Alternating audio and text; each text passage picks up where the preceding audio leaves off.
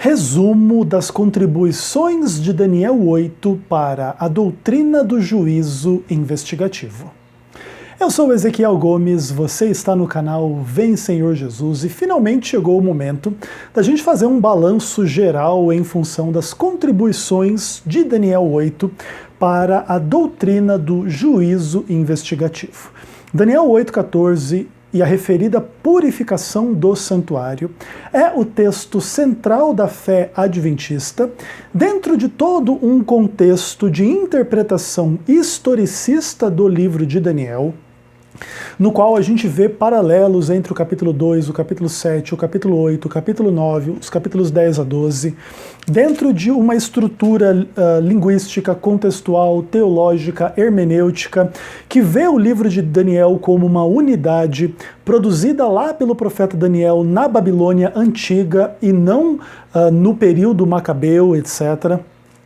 Uma leitura tradicional, conservadora do livro, tá bom? Em contraposição a exegeses preteristas e futuristas dentro do evangelicalismo, do mundo católico, que muitas vezes tem uma compreensão diferente da compreensão adventista, tá bom? Eu espero ter conseguido até esse momento embasar de forma suficiente, ainda que naturalmente introdutória, relativamente superficial, as razões das convicções adventistas em torno do tema. Creio que consegui fazer isso com relativa competência, tá bom? De maneira que me vejo assim com bastante tranquilidade em função de Daniel capítulo 8, a partir aí de todas essas convicções e de todas essas relações e de todas essas questões que eu trouxe para vocês até aqui. Então, a partir de agora, creio que a gente possa dar uma pausazinha momentânea, digo momentânea porque a gente vai ter que voltar a Daniel 8 no futuro em relação a esse assunto. Mas creio que dá para a gente fazer uma pausa a partir de agora e nos concentrar em alguns textos, em algumas realidades bíblicas que vão, de alguma maneira, contextualizar de forma ainda mais profunda as convicções adventistas em torno desse tema, especialmente o livro de Levítico, o livro de Hebreus e o livro do Apocalipse vão ser estudados naturalmente dentro desse padrão oferecido pela profecia de Daniel, que de fato é o texto central em relação à teoria do juízo investigativo. Vemos a purificação do santuário como paralela ao juízo do tribunal em Daniel 7. É interessante perceber que a profecia de Daniel 7 coloca o estabelecimento desse tribunal depois de todo um amplo desenvolvimento histórico em relação aos reinos da Babilônia, Medo-Pérsia e Grécia, justamente no período romano, após aí a mudança da lei de Deus por parte daquele que é o chifre pequeno de Daniel 7. Então o verso 26 do capítulo 7 diz: "Depois se assentará o tribunal para lhe tirar o domínio, destruir e o consumir até o fim." Então o livro de Daniel coloca o juízo no tribunal celestial, bem no desenvolvimento, bem posterior a Roma pagã, no contexto de Roma papal, em conexão com o fim breve que então virá e se estabelecerá o reino de Deus. Nós, adventistas, vemos a purificação do santuário de Daniel 8 como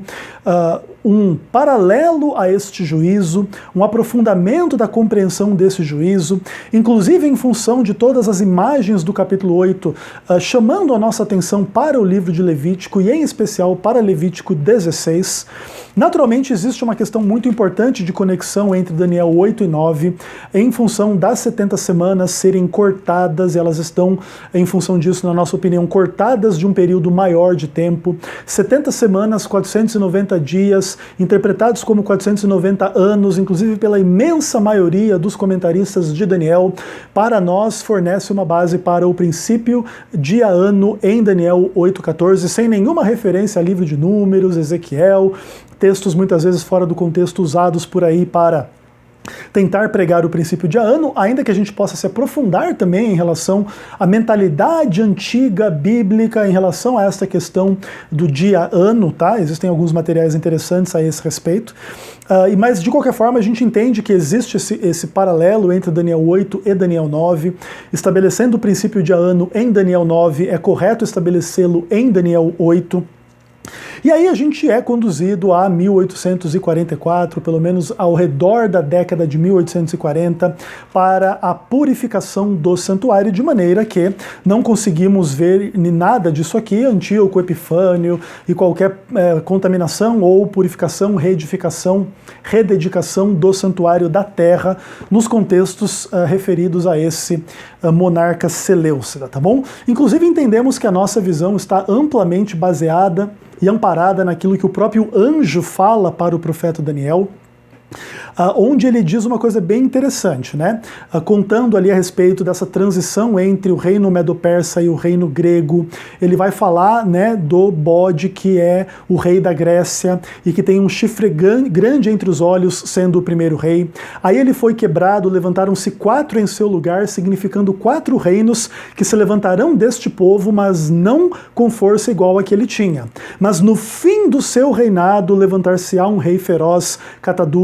de feroz catadura, especialista em intrigas, grande é o seu poder, prosperará, destruirá os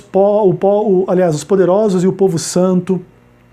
Por causa da astúcia nos empreendimentos, fará prosperar o engano, se levantará contra o príncipe dos príncipes, será quebrado sem esforço de mãos humanas, e a visão da tarde e manhã é verdadeira e se refere ainda a dias muito distantes. Inclusive essa questão do tempo do fim, do último tempo da ira, do tempo determinado do fim, é bem explícito na explicação de Gabriel em relação à visão do capítulo 8, então não enxergamos aqui de modo algum um cumprimento no ano 200, 300 a.C. em relação aos eventos em torno de Antíoco Epifânio, a profanação do santuário da terra e sua rededicação aí no período dos Macabeus, ok? Entendemos que a nossa interpretação está completamente em harmonia com aquilo que o anjo fala, inclusive porque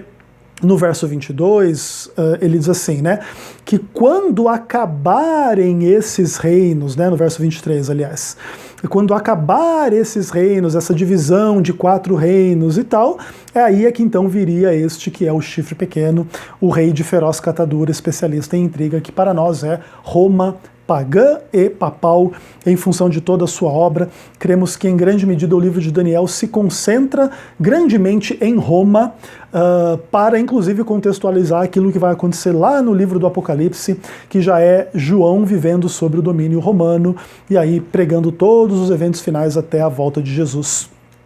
Também interpretamos Apocalipse de uma forma historicista, em contraposição a exegeses preteristas e futuristas e tal, mas aí é uma ampla discussão também que a gente vai fazer lá na frente, no final desta série, em função do livro do Apocalipse, tá bom? Então considero que a gente conseguiu dar conta de uma forma geral das principais questões em torno das convicções adventistas. Naturalmente não é a minha pretensão numa série tão despretensiosa quanto essa convencer todas as pessoas do entendimento adventista, mas sim de uma forma um pouco mais profunda do que em um vídeo ou em um debate que foi todo que ensejou aí toda essa discussão. A gente poder então explicar de forma um pouquinho mais detalhada e profunda a nossa visão. Entendemos que a visão adventista em relação a esses pontos nos oferece um quadro da história do mundo e da igreja e do povo de Deus muito mais rico, muito mais amplo, muito mais veraz do que as interpretações concorrentes, sejam elas preteristas ou futuristas, de maneira que estamos absolutamente satisfeitos com a nossa interpretação, ainda que existam polêmicas e discordâncias e pessoas levantando e falando todo tipo de besteira em nome da heresia do juízo investigativo, mas claro, a doutrina do juízo investigativo, pelo que a gente colocou até aqui, ainda não está plenamente estabelecida. Vai ser necessário a gente ainda trabalhar com algumas questões em Levítico, em Hebreus, em Apocalipse. E depois, em função disso tudo, e no contexto disso tudo, questões soteriológicas e escatológicas, questões do juízo divino de uma forma um pouco mais ampla e geral, mas a gente está no caminho já bem amadurecido para a gente poder então sair um pouquinho desse ambiente de Daniel e ao invés de ir lá para o Novo Testamento, Apocalipse ou Hebreus, a gente vai fazer uma pausa e uma volta para a gente discutir especialmente um pouco de soteriologia a partir do contexto do santuário da terra e de todo o ritual levítico e em especial Levítico 16, beleza? Espero que vocês estejam aprendendo, espero que vocês estejam curiosos, espero que vocês estejam perseverando, porque de fato não é fácil perseverar dentro de uma jornada de estudo como essa que nós estamos fazendo. Eu não faço ideia quantos vídeos ainda será necessário para fazer um fechamento em relação a esta introdução minha em relação à doutrina do juízo investigativo, mas creio eu que mais uns 10, 15, 20 vídeos no máximo a gente consegue terminar. E aí a gente dá uma pausazinha nesse assunto. Eu vou estudar lá os vídeos da TV Caminho Livre ou TV Caminho Predestinado, alguns poderiam dizer. E aí vou responder, então, várias críticas em relação ao entendimento adventista a partir do que eles colocaram lá. Eu já comecei, inclusive, a ver os vídeos, mas ainda não comecei a fazer a anotação. A gente vai com bastante calma e bastante tranquilidade responder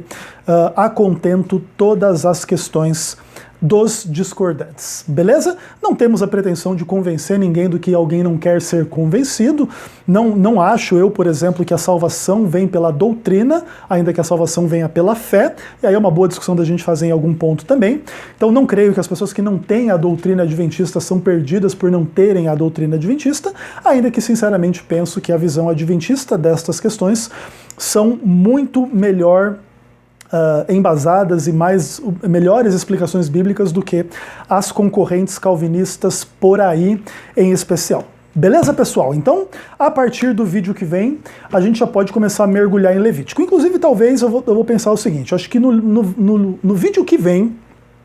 eu vou falar um pouco dos livros do juízo, especialmente a partir do livro do Êxodo, e algumas perspectivas bíblicas em relação aí a essa questão, registro em livros e tal, até para a gente contextualizar depois se há ou não registro de pecados, isso tem que ou não ser purificado, e se o santuário da terra fornece ou não uma boa base para a gente pensar em tudo isso, tá bom? Então, o próximo vídeo a respeito do livro, né, dos registros do juízo, depois a gente entra em Levítico, passamos para Hebreus, para Apocalipse, para a gente fazer o nosso fechamento em torno das questões gerais a respeito da doutrina do juízo investigativo.